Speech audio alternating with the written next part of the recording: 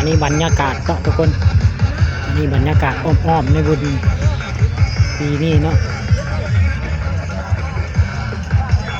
บางไฟกับหลายพอสมควรเนาะเหลือคนเบิ่งคนชมกันหลายอยู่เนาะปีนี้ทุกคน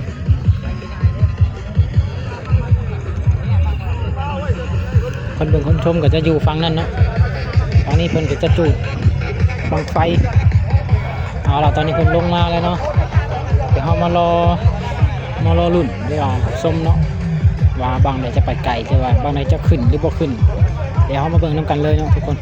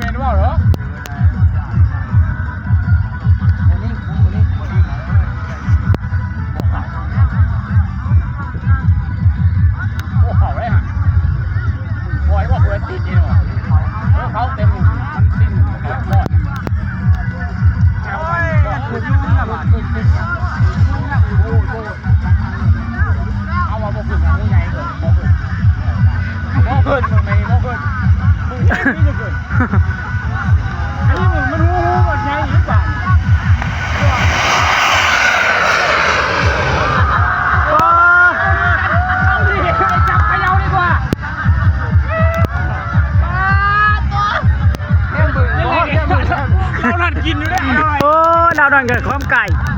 คือช้างไฮหน้าคือช้างไฮหน้าผมเคยอ้วนอันนี้บ้างนี่สีดำ